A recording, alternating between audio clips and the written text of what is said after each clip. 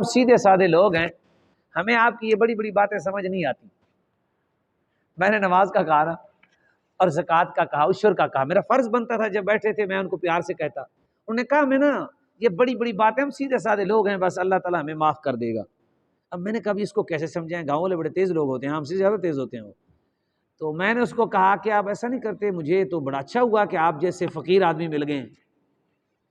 تو کہتے ہیں ہاں بس ہم تو سیدھے سادے دیہات کے لوگ ہیں، تو ہمیں سیدھے سادے ہوتے ہیں، ہمیں سیدھی بس اللہ ہمیں معاف کر دے گا۔ مسجدیں دیہات کی بڑی بے آباد ہوتی ہیں، آپ کو پتہ نہیں اس بارے معلوم ہے یا نہیں۔ شہر میں آبادی زیادہ ہوتی ہے، اس وجہ سے معلوم نہیں ہوتا، کیونکہ آبادی زیادہ ہوتی ہے، آتے یہاں بھی کم لوگ ہیں، لیکن گاؤں چھوٹا سا ہوتا ہے، وہاں کم لوگ اس مقدار سے جب جاتے ہیں تو مسجد بے آباد ہوتی ہے۔ میں نے اس کو کہا، پوچھا کہ آپ کی زمین کتنا ہے، نے بتائی، ساتھ والے سے پوچھا تو سب سے زیادہ جن کی زمین تھی وہ 2-3 مربع اس نے بتائی۔ میں نے کہا آدھی میرے نام کر دو۔ وہ پریشانی سے تعجب سے دیکھنے لگ گیا۔ میں نے کہا فقیر آدمی مل گئے ہیں تو اب جلدی کروں میں آپ سے کوئی زمین لے لوں؟ آپ کو تو پتہ ہی نہیں ہے کسی چیز کا، آپ کو تو سمجھ ہی نہیں ہے۔ تو میں نے کہا چلو شکر ہے ناسمجھ لوگوں میں آگے ہوں، کوئی جائیداد وغیرہ بنا لوں، تو آپ ایسا کریں کچھ مجھے 2-3 ایکڑ دے دیں۔ چلو آپ کو تو پتہ نہیں ہے، مجھے پتہ ہے کہ جائیداد کا کیا حساب ہوگا۔ خاموش ہو گئے۔ میں نے کہا یار ایسا نہ کرو، تمہیں ایک درخت کے پتے کا پتہ نہیں توڑنے دیتے ہو کسی کو۔ تمہاری زمین کے اوپر فصل بیجی ہوئی ہو، بیچ میں سے کوئی گزر جائے تم وہ اس کے پاس بندوق لے کے پیچھے دوڑ پڑتے ہو، تم نے میری ہاں فصل سے گزر جاؤ، بڑا کسان بہت لڑتا ہے۔ فصل کے بیچ میں سے گزر جائے، جاتے ہوئے کسی کی بکری منہ مارے، تم اس کے ساتھ جنگیں کر لیتے ہو، قتل و غارت ہو جاتی ہے تمہاری، تو تم کہتے ہو ہم سمجھدار نہیں ہیں۔ میں نے کہا اللہ رسول کے حکام کے لیے سمجھدار نہیں ہے؟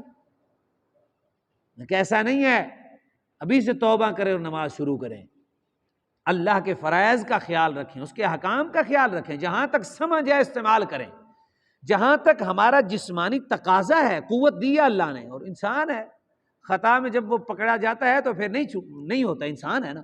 انسان اگر انسان کے اندر خطا نہ ہو تو پھر تو یہ کسی بات ہی نہ سنے، شیطان نہ بن جائے، یا پھر بالکل فرشتہ بن جائے، ایک جگہ پہ رک جائے۔ تو اس لیے اللہ نے فرمایا فَأَلْهَمَهَا فُجُورَهَا، میں ہم نے الہام کر دیا یہ کام کہنا کہ مجھے جب اللہ تعالیٰ حکم دے گا میں اس وقت نماز پڑھوں گا، یہ یہودیوں والا کام ہے۔ اللہ تبارک و تعالیٰ نے ہمیں طاقت دی ہوئی ہے، اللہ نے قوت دی ہوئی ہے، قیامت کے دن وہ اسی کے بارے میں پوچھے گا۔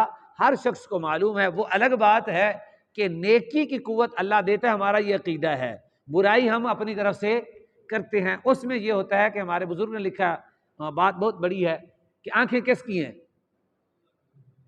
زبان، قدم، ہم۔ تو پھر وہ کیا کہتا ہے؟ تم نماز پڑھو میرا اور تمہارا سودا ہو گیا، تم نماز پڑھو تمہیں جنت دوں گا۔ یہ تو اس کا احسان ہے، چیزیں اسی کی ہیں، اسی سے ہم نے ادا کرنے ہیں اور اسی نے ہمیں پھر انعام دے دینا ہے۔ ساری چیزیں اس کی ہیں، یہ اس کی توفیق ہے کہ وہ ہمیں چیزیں دے کر پھر ہم سے مانگ رہا ہے۔ تو یہ اللہ تبارک و تعالیٰ کی شان ہے۔ اللہ تعالیٰ ہم سب کو قرآن مجید سے محبت نصیب فرمائے، ایسے جبری اور قدری عقائد سے پناہ عطا فرمائے، دہریہ عقیدہ سے اللہ پناہ دے۔ ایمان اس نے دیا ہے، پھر ہمیں قرآن بھی دے دی ہے۔ الحمدللہ قرآن ہمارے سامنے ہے، غلافوں سے نکال کر ہم نے اس کے ساتھ محبت کی، اور یہ خصوصی اللہ کی عنایت ہے۔ اللہ تعالی ہمیں تا حیات اس سے وابستگی نصیب فرمائے۔ آمین۔ کوئی سوال دوستوں، کوئی سمجھ